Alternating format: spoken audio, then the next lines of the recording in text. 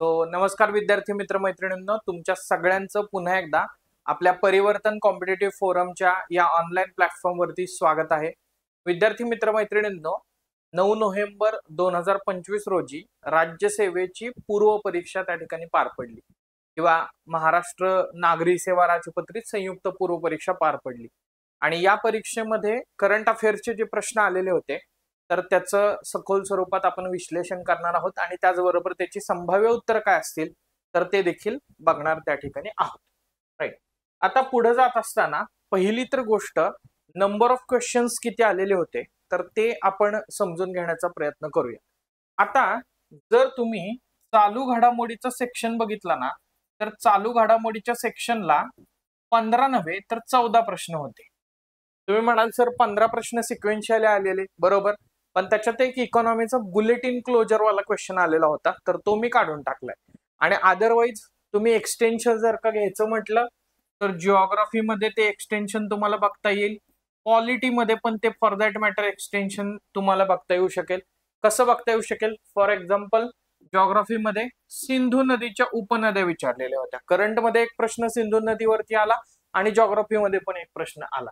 Right. पॉलिटीमध्ये तुम्ही जर का बघितलं तर उपराष्ट्रपती पदाचा राजीनामा आणि त्या अनुषंगाने विचारलेला प्रश्न, आणि त्याचबरोबर कलम 371 आणि त्या अनुषंगाने विचारलेला प्रश्न. तर असे साधारणतः 2 प्रश्न इथं आपण बघू शकतो. बाकी अजून एक्सटेंड करायचं म्हटलं तर आपल्याला इकॉनॉमीमध्ये पण काहीतरी दिसते, ते म्हणजे SDG 2020चा जो इंडेक्स आहे तर त्याच्यावरती जो प्रश्न आलेला होता तो आपण म्हणूयात की इकडं या कॉन्टेक्स्टमध्ये किंवा करंट अफेअर्सच्या कॉन्टेक्स्टमध्ये विचारलेला होता. सो साधारणपणे ही जर गोळा बेरीज करायची म्हटलं तर आपल्याला असं लक्षात येईल की साधारणतः 18 क्वेश्चन्स जे आहेत तर ते चालू घडामोडीचे आहेत. राईट. 18 ते 20च्या दरम्यानच क्वेश्चन साधारणतः चालू घडामोडीचे असतात. बाकीच्या विषयांमध्ये आपल्याला एक्सटेन्शन जे आहे तर ते दिसते. अधिक वेळ न दवडता डिरेक्टली आपण प्रश्न बघूयात आणि प्रश्नांच्या आधारे त्याची उत्तर काय आहेत संभाव्य तर ते देखील बघण्याचा आपण प्रयत्न करूया. राईट. सो बघा इकडे प्रश्न क्रमांक 86 आहे. आता माझ्याकडे जो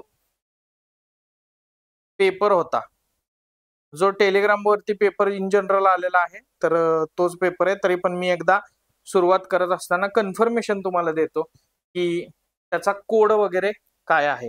राईट. आय गेस सी असा होतो. येस, हा सी.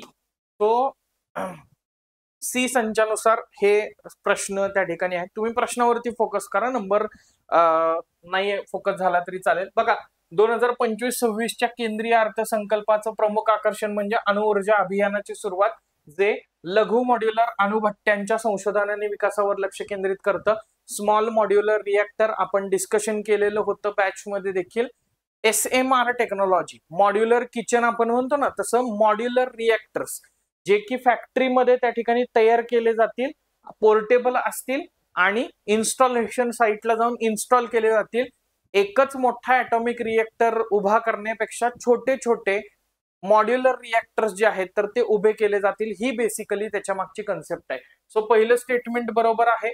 अणुऊर्जा अभियानाच्या अंमलबजावणीला चालना देण्यासाठी अणुऊर्जा कायदा आणि आण्विक नुकसानीसाठी नागरी दायित्व कायद्यातील सुधारणा संसदेत मांडल्या जातील. हो, बरोबर आहे.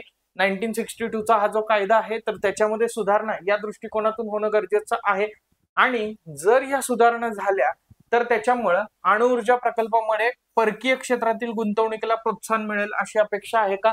तर हो, हे पण बरोबर आहे. कारण त्याच्यामध्ये जो हा मुद्दा दिसतोय नुकसानीसाठी नागरी दायित्व, तर त्याचे जे कंप्लायन्सेस आहेत, त्याचे जे इश्यू आहेत तर त्याच्याबद्दल स्पष्टता जर का फॉरेन कंपनीजला मिळाली तर फॉरेन कंपनीज देखील याच्यामध्ये इन्व्हेस्ट करायला त्या ठिकाणी तयार असतील. राईट. सो त्यामुळे अ, ब, क तिन्ही विधानं बरोबर आहेत. आपल्याला योग्य विधाने ओळखा दिलेलं आहे. वरीलपैकी सर्व पर्याय क्रमांक 4 हे या प्रश्नाचं अचूक उत्तर आहे. पुढचा प्रश्न बघा. ऑगस्ट 2024 मध्ये INS विक्रांत अधिकृतपणे भारतीय नौदलाच्या पश्चिम नौदल कमांड मध्ये सामील झाली. INS विक्रांत INS-1 ही भारतीय नौदल सेवेत असलेली एक विमानवाहू नौका तामिळनाडू येथे बांधले गेलेले अशा प्रकारचे पहिले जहाज आहे. आता इथं काय चुकवलेलं आहे बघा. INS विक्रांत तुम्ही म्हणाल विक्रांत तर आम्ही बघितलं की ती डिकमिशन झालेली आहे, बरोबर. INS विक्रांत जी आहे तर ती त्या जुन्या विक्रांतची सुधारित आवृत्ती आहे. जुनं जे विक्रांत होतं तर ते जुनं विक्रांत 1997 ला डिकमिशन त्या ठिकाणी झालेलं होतं. आणि त्याच्यानंतर ऍज पर PIB ही डेट जी आहे तर ती 2022 त्या ठिकाणी आहे. राईट, काही ठिकाणी 2024 पण दिलेली आहे, पण ऍज पर PIB ही 2022 त्या ठिकाणी दिलेली आहे.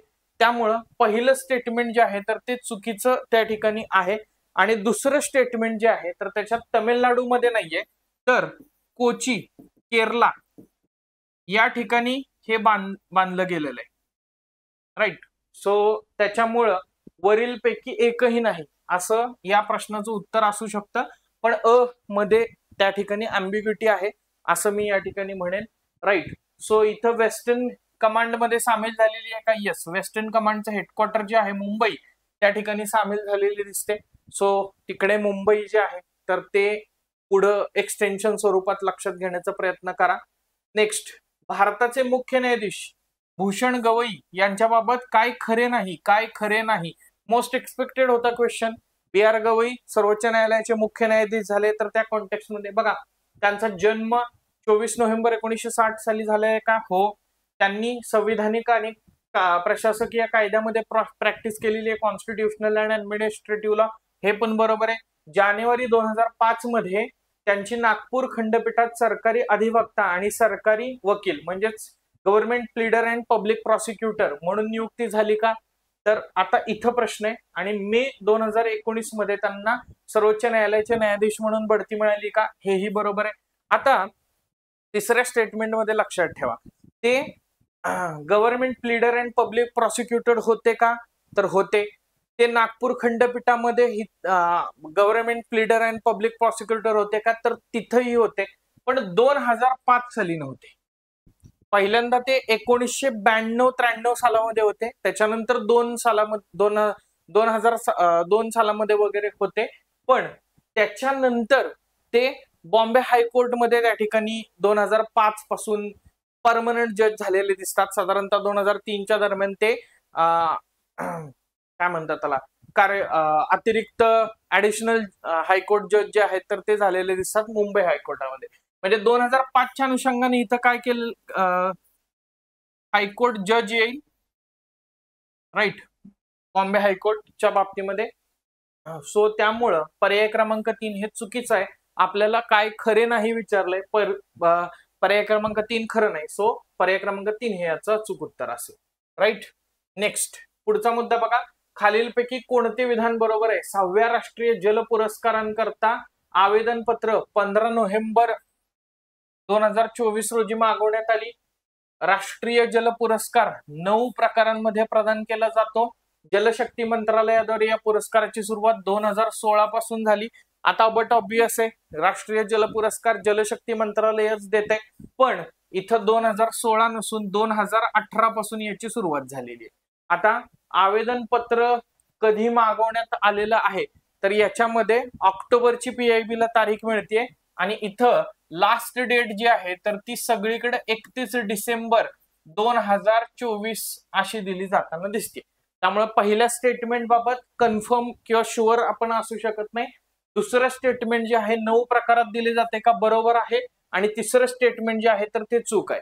मग या लॉजिकनं जर का आपण बघायचा प्रयत्न केला तर फक्त ब बरोबर उत्तर त्या ठिकाणी असणं अपेक्षित आहे, पण फक्त ब बरोबर वालं उत्तर नाहीये. म्हणून आलं तर याचं उत्तर जे आहे तर ते अ आणि ब बरोबर असं येऊ शकतं. पण परत इथं अजून अँबिग्युटीला क्वेश्चन मार्क काय आहे बघा, अ आणि ब बरोबर असं आहे याचा अर्थ क विधान चूक आहे.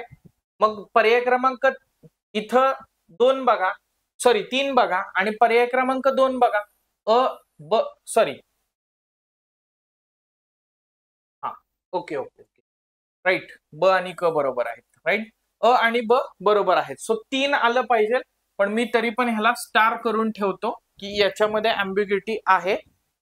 पहिल्या स्टेटमेंट बाबत तिथं चेंजेस जे आहेत तर ते होऊ शकतात, किंवा PIBचा जर का आपण रेफरन्स पकडला तर ते 31 डिसेंबर 2024 आहे आणि ऑक्टोबरमध्ये वगैरेच अशी आवेदनपत्र 31 डिसेंबर पर्यंत द्यावीत असं सांगितलंय. त्याच्यानंतर हीच तारीख जी आहे तर ती 15 फेब्रुवारी 2025 पर्यंत पण एक्सटेंड केलेली आहे. त्यामुळं हे स्टेटमेंट जरा कन्फ्युजिंग त्या ठिकाणी टाकण्यात आलेलं आपल्याला दिसते. राईट. सो जर चेंजेस नाही झाले तर पर्याय क्रमांक 3 उत्तर असेल. जर इथं अँबिग्युटी आहे त्यामुळे चेंजेस झाले तर मग इथं फक्त ब बरोबर येणं अपेक्षित आहे, मात्र फक्त ब बरोबर असा पर्याय नाही. राईट. जागतिक शांतता निर्देशांक 2024 नुसार राष्ट्रांची रँकिंग चढत्या क्रमाने त्या ठिकाणी लिहा असा प्रश्न त्या ठिकाणी विचारण्यात आलेला आहे. आता इथं जर का विचार केला ना तर आपल्याला असं लक्षात येईल की आईसलँड जो आहे तर तो 3rd टाइम जागतिक शांतता निर्देशांकामध्ये प्रथम क्रमांकावरती आलेला होता आणि त्याच्यामुळं हा मुद्दा जो आहे तर तो चर्चेत आलेला होता की 3 वेळा 3rd टाइम ही काय झालेली आहे, पीसफुल कंट्री जी आहे तर ती झालेली आहे. सो इथं आईसलँड यायला पाहिजे. त्याच्यानंतर आईसलँड नंतर जर का आपण विचार केला तर आयर्लंड यायला पाहिजे. आयर्लंड नंतर जर का विचार केला तर ऑस्ट्रिया आहे आणि ऑस्ट्रिया नंतर कोण आहे तर आयर्लंड नंतर न्यूझीलंड आहे आणि न्यूझीलंड नंतर कोण आहे, ऑस्ट्रिया आहे. राईट. सो क त्याच्यानंतर क अ ब ड असा सिक्वेन्स आहे. राईट. म्हणजे काय, आईसलँड त्याच्यानंतर आयर्लंड त्याच्यानंतर ऑस्ट्रिया आणि त्याच्यानंतर न्यूझीलंड. आता याच्यामध्ये जर तुम्ही या निर्देशांकामध्ये भारताचा जर विचार केला तर भारत 116व्या स्थानावरती याच्यामध्ये आहे. पुढचा मुद्दा बघूयात. डी गुकेश हे देशातील सर्वात उत्कृष्ट बुद्धिबळपटूंपैकी एक आहेत. त्यांची कामगिरी अशी आहे, सिंगापूरमध्ये फिडे जागतिक बुद्धिबळ स्पर्धेत सुवर्ण पदक. बरोबर आहे. सिंगापूर येथे फिडे 45व्या बुद्धिबळ ऑलिम्पियाडमध्ये ओपन टीम मध्ये सुवर्ण पदक आणि बुडापेस्ट इथे झालेल्या फिडे 45व्या बुद्धिबळ ऑलिम्पियाड वैयक्तिक मध्ये सुवर्ण पदक, हेही त्या ठिकाणी बरोबर आहे. वरीलपैकी सर्व हे अचूक उत्तर आहे. मला वाटते कंबाईनच्या परीक्षेमध्ये ऑलरेडी या मुद्द्यावरती प्रश्न जो आहे तर तो विचारण्यात आलेला आपल्याला दिसतो. राईट. पुढे जाऊया. भारतामध्ये 22 जानेवारी हा राष्ट्रीय बालिका दिन साजरा केला जातो. 22 जानेवारी नाही, 24 जानेवारी हा दिवस जो आहे तर तो राष्ट्रीय बालिका दिवस साजरा केला जातो. राईट. दिनविशेषांवरती प्रश्न. राष्ट्रीय बालिका दिन हा 2008 पासून बालिकेच्या अधिकार जागृतीसाठी साजरा केला जातो. सो हे विधान बरोबर आहे. आणि बेटी बचाव बेटी पढाव 2015 मध्ये सुरू करण्यात आली, हेही बरोबर आहे. 10 वर्ष पूर्ण झालेली आहेत म्हणून योजनेवरती प्रश्न विचारलेला आहे बघा. सो ब आणि क ही विधानं या ठिकाणी बरोबर आहेत. सो पर्याय क्रमांक 2 हे या ठिकाणी अचूक उत्तर आपलं असेल 92व्या प्रश्नाचं. त्यानंतर पुढच्या प्रश्नाकडे वळूया. प्रश्न क्रमांक 93 किंवा ब्रिक्स वरती जो प्रश्न होता तो. आता बघा इथं तुम्हाला असं लक्षात येईल की रिसेंटली जी परिषद झालेली आहे ब्रिक्सची ती 17वी झालेली आहे बरं का. रिसेंटली ब्राझील मध्ये झालेली आहे, रिओ डी जेनेरो. याच्यावरती आपण चर्चा केलेली होती. पण ब्रिक्स हा दत्तक घेतलेला मुद्दा आहे आयोगाचा. काय नाही विचारायला नसलं की हे अगड बगड जोडायला BYQ काढून बघा आंतरराष्ट्रीय घडामोडीत तुम्हाला इथं ब्रिक्स वरती असे प्रश्न त्या ठिकाणी सातत्यानं आलेले दिसतील. राईट. सो 16वी ब्रिक्स परिषद जी आहे तर ती रशियामधल्या कझान या ठिकाणी झालेली होती. म्हणजे 1 ला काय पाहिजे, अ ला काय पाहिजे, 4 पाहिजे. अ ला 4 असलेले आपल्याला 2 ऑप्शन या ठिकाणी दिसत आहेत. 15वी परिषद जी आहे तर ती जोहान्सबर्ग या ठिकाणी झालेली होती. सो पर्याय क्रमांक 4 हे याचा अचूक उत्तर असेल. 14वी परिषद बीजिंग मध्ये झालेली होती आणि 13वी परिषद नवी दिल्ली या ठिकाणी झालेली होती. आणि आता पुन्हा एकदा पुढचं लक्षात ठेवा, 18वी परिषद जी आहे तर ती पण भारतामध्ये त्या ठिकाणी असेल. ब्रिक्स. राईट. भारतासाठी किंवा इन जनरल महत्वाची संघटना आहे. पुढचा मुद्दा. अक्षय अन्न योजनेमध्ये लाभार्थ्यांना कोणत्या वस्तू मोफत मिळतील? तांदूळ, साखर, लाल मिरची पावडर, हळद, ज्वारी आहे का? हे अक्षय अन्न योजना. अगेन लक्षात घ्या, महाराष्ट्र गव्हर्नमेंटची ही योजना आहे. राईट. सो महाराष्ट्र गव्हर्नमेंटचा जो महायुतीचा जाहीरनामा होता किंवा पर्टिक्युलरली बीजेपीचा जो जाहीरनामा होता तर त्याच्यामध्ये ह्या योजनेचा उल्लेख जो आहे तर तो करण्यात आलेला होता. तर त्याच्यामध्ये तांदूळ दिली जाते, साखर दिली जाते, लाल मिरची पावडर दिली जाते, हळद दिली जाते, ज्वारी पण दिली जाते. त्याच्यानंतर काय दिलं जाते, शेंगदाणा तेल, त्याच्यानंतर काय दिलं जाते, जिरे, त्याच्यानंतर काय दिलं जाते, मोहरी. लक्षात ठेवायचंय पुढं. सो पर्याय क्रमांक 4 वरील सर्व हे याचा अचूक उत्तर असेल. नेक्स्ट, भगवान बिरसा मुंडा जोड रस्ते योजनेविषयी योग्य विधाने ओळखा. ही योजना महाराष्ट्र सरकारनं सुरू केली. अगदी बरोबर त्या ठिकाणी आहे. ज्यांनी महाराष्ट्राची आर्थिक पाहणी वाचली असेल त्यांना निश्चितपणे याचा फायदा झालेला असेल. 2023 ला ही योजना चालू केलेली आहे. ही योजना फक्त आदिवासी गावांना जोडण्यासाठी केलेली आहे. बरोबर आहे. आदिवासी गावांना महत्वाच्या ठिकाणांची, बाजारपेठांची जोडणं किंवा खाली जे दिलेलं आहे आदिवासी भागांना प्राथमिक आरोग्य केंद्र आणि आश्रमशाळांशी मुख्य रस्त्यानं जोडण्यासाठी बनवलेली आहे. याच्यामध्ये बारमाही रस्त्यांवरती फोकस त्या ठिकाणी आहे. राईट. सो अ ब क तिन्ही विधानं जी आहेत तर ती या ठिकाणी बरोबर आहेत. मात्र ड विधान 2025 मध्ये बंद केली तर असं काही नाहीये. 2025 मध्ये पण ती चालू आहे. लॉजिक जर लावायचं म्हटलं तर 2025 मध्ये बिरसा मुंडांचं 150वे जयंती वर्ष आणि मग त्या वर्षामध्ये बिरसा मुंडांच्या नावानं चालू केलेली योजना बंद करण्याचा प्रश्नच येणार नाही. लॉजिकली जर बघितलं तर हे आपल्याला असं खोडून काढता येईल. सो पर्याय क्रमांक 3 अचूक उत्तर असेल. मालदीवमध्ये एप्रिल 2024 मध्ये झालेल्या सार्वत्रिक निवडणुकांमध्ये कोणता राजकीय पक्ष विजयी झाला. अगेन त्याच ट्रॅडिशनल ट्रेंड वरती प्रश्न विचारला जातोय की इतर देशांमध्ये होणाऱ्या निवडणुका आणि त्या निवडणुकामध्ये कोणता पक्ष विजयी झालेला आहे. पीपल्स नॅशनल काँग्रेस असं त्याचं अचूक उत्तर त्या ठिकाणी आहे. सिंधू जलकरार 1960 नुसार भारत डॅश नद्यांचे पाणी वापरू शकतो. आता बघा या ठिकाणी परत ऑपरेशन सिंदूर मध्ये आपण सिंधू पाणी वाटप करार अबेन्स मध्ये ठेवला आणि त्यामुळे हा चर्चेत आलेला दिसतो. सो बघा रावी, बियास आणि सतलज या नद्यांचं पाणी वापरण्याचा अधिकार जो आहे तर तो कुणाला आहे तर भारताला त्या ठिकाणी आहे. आणि इंडस, झेलम आणि चिनाब या नद्यांवरचा पाण्याचा अधिकार जो आहे तर तो याच्यानुसार कुणाला आहे तर पाकिस्तानला त्या ठिकाणी आहे. बघा सतलज, बियास आणि रावी 2 प्रश्न आलेले आहेत सिंधू पाणी वाटप करारावरती. मी रेफरन्स सुरुवातीलाच दिलेला होता. एक जिओग्राफी मध्ये त्याच्या उपनद्या विचारलेल्या आहेत. इथं पर्याय क्रमांक 3 उत्तर असेल. मारुती चितमपल्ली यांनी खालीलपैकी कोणते ग्रंथ लिहिले आहेत. अगेन खूप चांगला प्रश्न, निधन वार्ताच्या कॉन्टेक्स्ट मध्ये विचारलेला हा प्रश्न आहे. मारुती चितमपल्ली यांनी लिहिलेल्या ग्रंथांवरती. राईट. तो रातवा आहे का, आहे.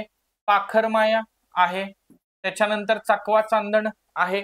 फुलवंती तर हे नाहीये आणि जंगलाचा पाऊस हे पण नाहीये. सो अ ब क पर्याय क्रमांक 1 हे याचं अचूक उत्तर त्या ठिकाणी असेल. बऱ्याच जणांनी पर्याय क्रमांक 4 वरीलपैकी सर्व लिहिलेलं आहे. कारण प्रामुख्यानं मारुती चितमपल्ली यांचं लेखन जे आहे तर ते अरण्य किंवा जंगल याच्याशी संबंधित त्या ठिकाणी होतं. पण लक्षात ठेवा फुलवंतीचा कुठेही रेफरन्स जो आहे तर तो तिकडे मिळत नाही. भारताच्या राष्ट्रपती द्रौपदी मुर्मू यांनी 24 जानेवारी 2024 रोजी खालीलपैकी कोणत्या ठिकाणी कौशल्य भवन या कौशल्य विकास आणि उद्योजकता मंत्रालयाच्या नवीन इमारतीचे उद्घाटन केले. बट ऑब्वियस आहे नवी दिल्ली या ठिकाणी केलेलं असणार.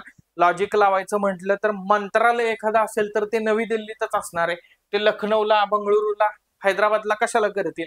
मंत्रालयाची इमारत आहे. असं असतं की कौशल्य भवन या कौशल्य विकास केंद्राचे तर अदर ऑप्शन पॉसिबल त्या ठिकाणी होते. राईट.